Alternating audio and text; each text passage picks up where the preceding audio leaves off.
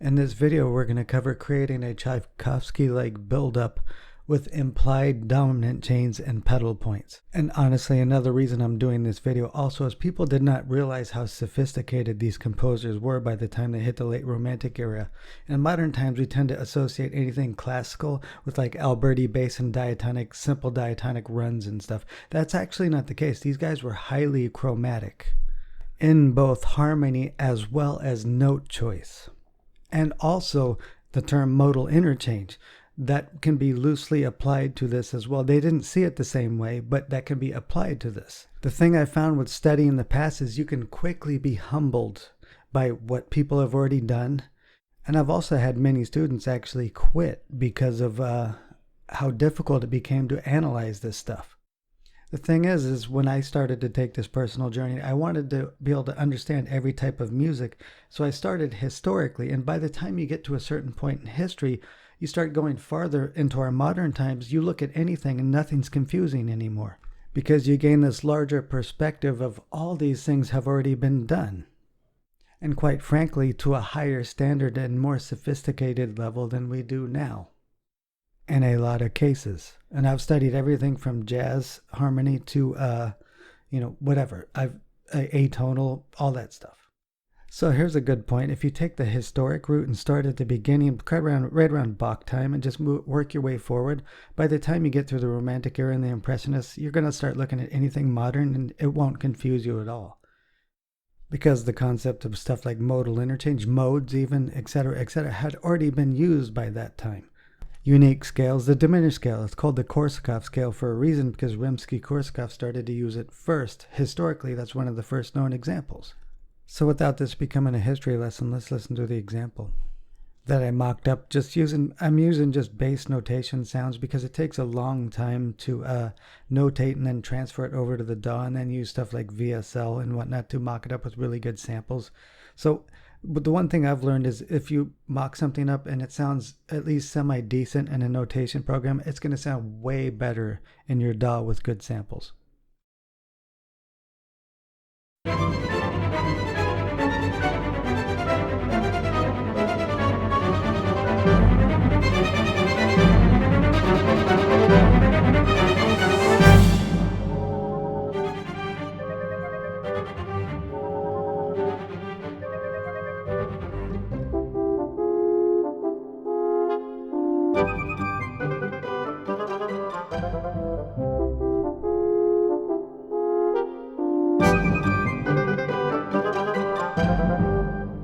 Now I stuck that B section in because there's only two sections here, the build up and then the B section, because I wanted to just point out that have a transition just to show that, after the build up, that's possibly something it could work up into. So the one thing we're really going to notice here is right away when we start going through this is how highly chromatic it is. All 12 chromatic notes are used within the first 4 seconds. People think that's a big deal now. It's not back then. Back then this was another day at the office. So again, just within the first few seconds, the entire chromatic scale of tones is used with the upper line. Just using the upper line. There's our B flat, there's our F sharp, there's our D sharp, there's our C sharp. So all 12 tones were used just in that upper line. In addition to that, these guys will often take stuff based off of these major scale, the dominant chains and whatnot, and also stuff based off of minor, all within a few phrases. So the concept of modal interchange, that's not how they considered it back then, was already known. So this is all taking place on the pedal point of the dominant, which produces an enormous amount of tension when you start introducing these chromatic chords. Like the 5 of 6 or dominant chains, the 5 of 3, or sometimes the augmented 6 chord. Listen how much tension that produces. If you played that by itself, people would think that's a very tense chord. So a pedal point is one of the best ways to produce tension. If you just follow the harmony, it doesn't even sound all that tense. It sounds kind of light actually. So it's a compositional device. Even if you do like a walking bass, let's just do something really quick, and more complex chords.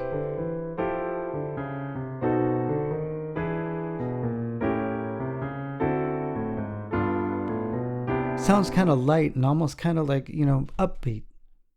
So this typical dominant chain, I'm going to play it in various ways. You could find out about this kind of stuff in my chromatic harmony. Just follow the harmony, and then we'll do an experiment. Not follow the harmony and have a pedal point.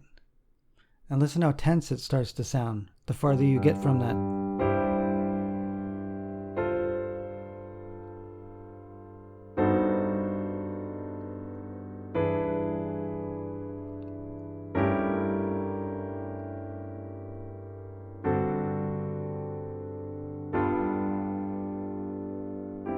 And that really helps these build-ups, a pedal point, more so than any kind of walking bass or any kind of following the harmony. So for dramatic bass composition, pedal points are one of your best friends when it comes to creating tension. Tension.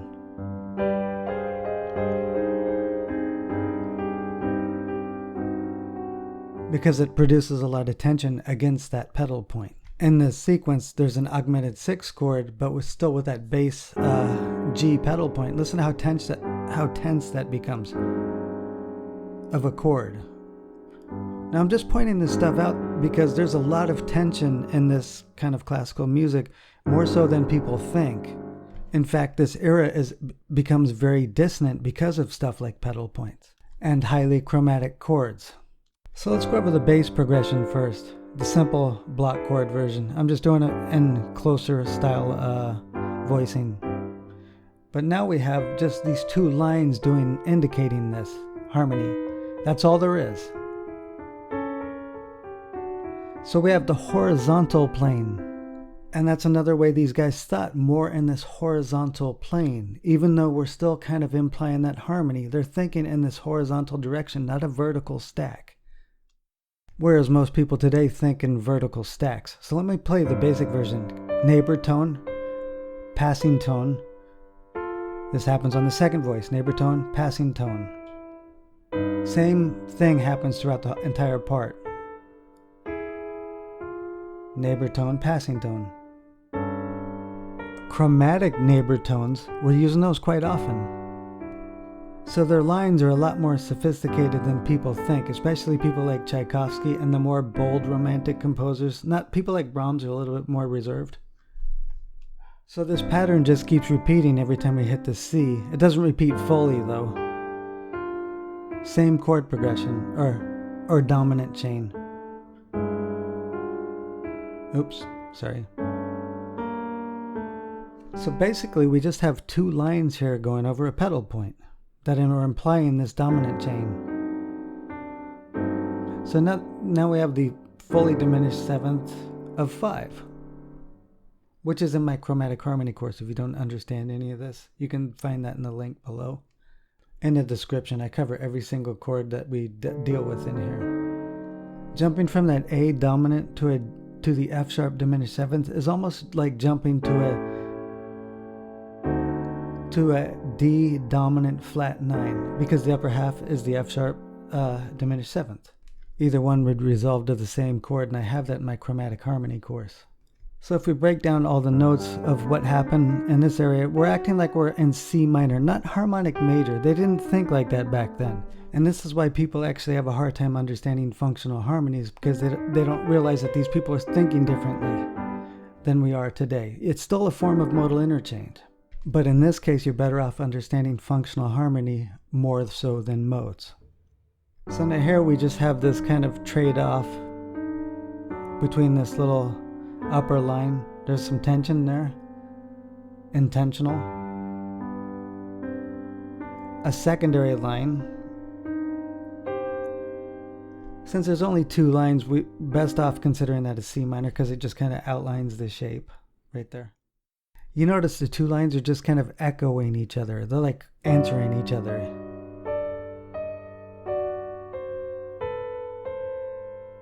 Now here we have almost a full chromatic line in the lower half, but this is the only way to play it on the keyboard.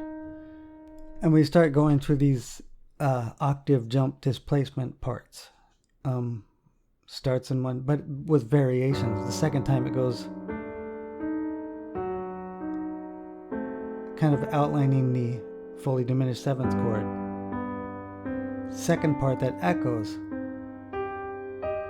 When something comes to rest, that's a good time to answer it with something else, giving off the illusion of independence. So whether that's F sharp diminished or C minor, that's up to the individual because there's only 2 lines. You have to kind of make a judgment call when you're only dealing with 2 lines, not including the pedal point.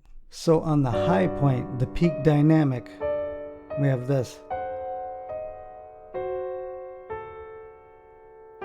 Unison. Okay. Just a big unison. It's not even the full G chord, but it sounds like we've finally hit it. That unison still gives off the implied impression that we're at the 5 chord. Okay.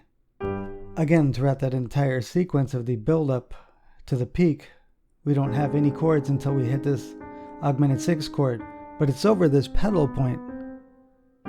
And this is one thing about build-ups, the die-out. The die-out really helps your composition move along. We're still on the pedal point, producing that tension over that augmented 6 chord.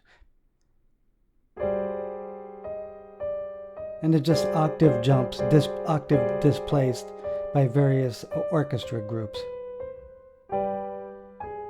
And there's also stuff like octaves, double octaves, and whatnot being repeated in different groups, still emphasizing that little motif. There's thematic reuse. Everything's literally based off of those small little thematic aspects that we did in the entire build up to the peak. So the die-out's still based on that. I'm doing this so super slow, but we have one more round of this on the die-out, and then finally just unison 5/1 cadence. So you see how little of vertical stacks we use so far? Our focus on the horizontal plane and a lot of thematic reuse. So again, our method of thinking is not in vertical stacks. It's not in how complex of a chord we can build. It's in these independent parts that imply these harmonies that we're using. There's a big difference because these implied single lines sound more independent.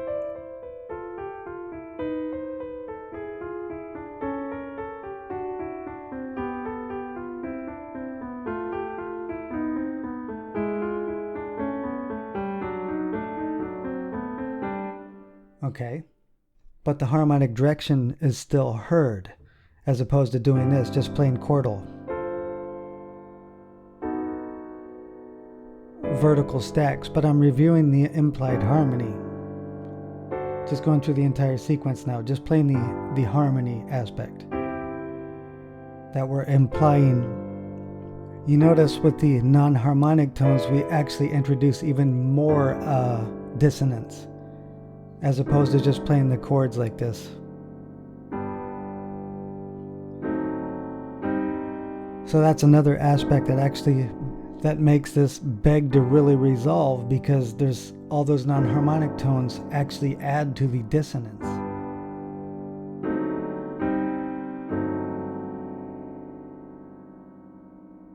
So the key is on that dominant pedal point, introducing all these dissonances like this augmented 6 chord really help to produce this dramatic effect. If you have any kind of walking bass or following the harmony, it's not going to work nearly as well producing drama.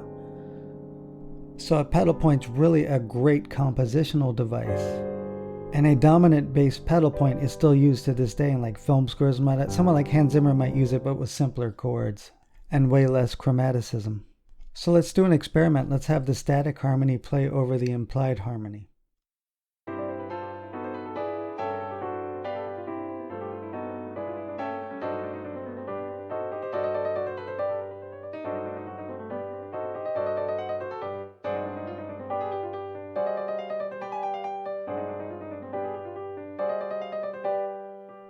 You notice it fits nicely using those chordal stacks played right over that implied harmony. So let's listen to the orchestrated version with the single lines.